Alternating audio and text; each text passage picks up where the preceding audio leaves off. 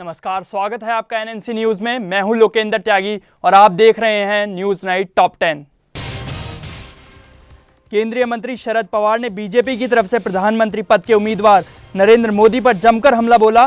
पवार ने कहा कि मोदी देश को बांटकर राजनीति करना चाहते हैं।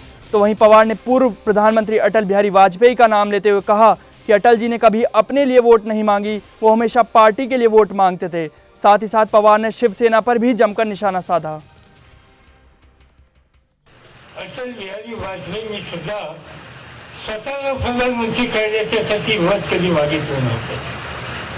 प्रधानमंत्री पदाची स्वप्न ज्यांना पडतायत त्यांना देशाचा इतिहास माहीत असला पाहिजे।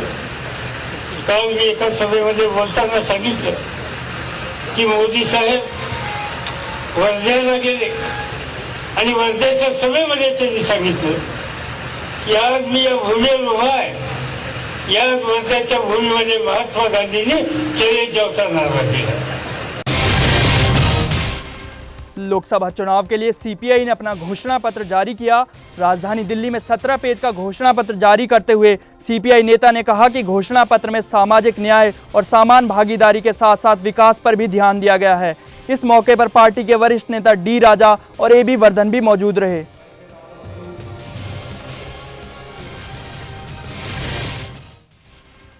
बीजेपी की प्रवक्ता निर्मला सीतारमण ने आज गृह मंत्री सुशील कुमार शिंदे पर आतंकी घटनाओं को लेकर जमकर निशाना साधा। उन्होंने कहा कि मोदी की सुरक्षा को लेकर सरकार गंभीर नहीं है। सीतारमण का कहना है कि गया में होने वाली मोदी की रैली के पहले ही आतंकवादियों ने 2 मोबाइल टावर उड़ाकर आईबी की सूचना को पुख्ता कर दिया है। हम प्रेस कॉन्फ्रेंस के लिए आ रहे थे, खबर आ रहा था कि टेलीकॉम टावर्स को नक्सली माओवादी उड़ा दिया और उसी जिला में उड़ा दिया जहां आज दोपहर के सासाराम जिला में बिहार में नरेंद्र मोदी जी के रैलियां होने वाले। इसीलिए बार बार बीजेपी के खिलाफ जो आतंकवादी माओवादी के अटैक होते रहे उसके बारे में हम बात करते रह रहे हैं, मगर अटैक का कुछ भी कम नहीं हो रही है। गोरखपुर से बीजेपी के सांसद योगी आदित्यनाथ ने राष्ट्रीय सुरक्षा के मुद्दे पर केंद्र सरकार के साथ साथ एसपी और बीएसपी पर भी जमकर निशाना साधा। योगी का कहना है कि पिछले 2 साल में भारत नेपाल सीमा के रास्ते तकरीबन 300 आतंकियों ने घुसपैठ की है। तो वहीं अब्दुल करीम टुंडा, यासीन भटकल, लियाकत अली ने देश की सुरक्षा व्यवस्था को धत्ता बताते हुए नेपाल के रास्ते ही भारत में घुसपैठ की है। 300 से अधिक हिजबुल मुजाहिदीन के आतंकियों ने भारत के अंदर नेपाल के रास्ते घुसपैठ की है। अब्दुल करीम टुंडा हो, यासीन भटकल हो या लियाकत अली हो, ये सभी के सभी इसी मार्ग से भारत के अंदर घुसे हैं। उस सब के बावजूद जब आतंकवाद को कोई अपने वोट बैंक के साथ जोड़ देगा तो सुरक्षा के ऊपर तो खतरे ऐसे ही मंडराएंगे। और यही पाप कांग्रेस ने, समाजवादी पार्टी ने और बहुजन समाजवादी पार्टी ने किया है। गुजरात के पाटन जिले से सिद्धपुर तहसील के ढिंडोल गांव में एक तेंदुए ने आतंक मचा दिया। आपको बता दें कि तेंदुए ने अब तक तकरीबन 9 लोगों को घायल कर दिया है। मौके पर पहुंची वन विभाग की टीम ने खूंखार तेंदुए को ट्रंकलाइजर के जरिए बेहोश कर दिया और उसे वापस जंगल में छोड़ दिया।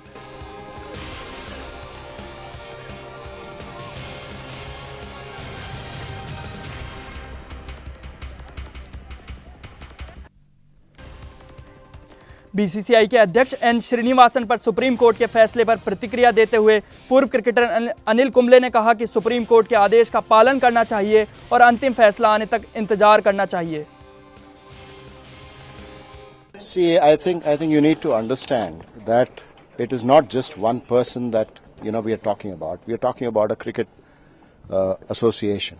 There is something wrong in supporting. No, and the matter is sub judice. So let us first wait for the Supreme Court to give its verdict, and whatever the verdict is, the final verdict is of the Supreme Court. चुनाव का मौसम आते ही नेताओं को अपने फायदे के लिए दल बदलने का सिलसिला लगातार जारी है। ताजा मामला उत्तराखंड से है, जहां एसपी के पूर्व विधायक अमरीश कुमार ने सपा छोड़कर कांग्रेस का हाथ थाम लिया। जब साम्प्रदायिकता की ताकतें देश में छद्मवेश धारण कर लोकतंत्र, विकास और सामाजिक सौहार्द का अपहरण करने की कुचेष्टा कर रहे हैं, तो ऐसे मौके पर वे अमरीश कुमार जी और उनके सहयोगियों का कांग्रेस में सम्मिलित होना एक बड़ी घटना है। वरिष्ठ AIADMK नेता के मलाईसामी ने तमिल मछुआरों का मुद्दा उठाते हुए कहा कि श्रीलंका सेना तमिल मछुआरों की कोई मदद नहीं कर पा रही। मलाईसामी का कहना है कि अगर केंद्र सरकार इस मामले में हस्तक्षेप करती तो श्रीलंकाई सरकार से मदद मिलने की उम्मीद होती। The fishermen are unnecessarily harassed by the Sri Lankan government and their navy and their army men. So a stage will come only when the central government is taking up the issue seriously.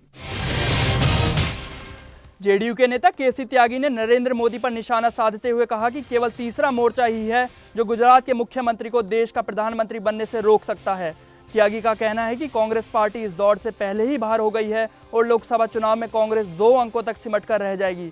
तो वहीं त्यागी का कहना है कि कांग्रेस उपाध्यक्ष राहुल गांधी भ्रष्टाचार party की जरूर 2 डिजिट में आएंगे, लेकिन तीसरे मोर्चे की पार्टियों का जो गठबंधन है वो 3 डिजिट में जाएगा।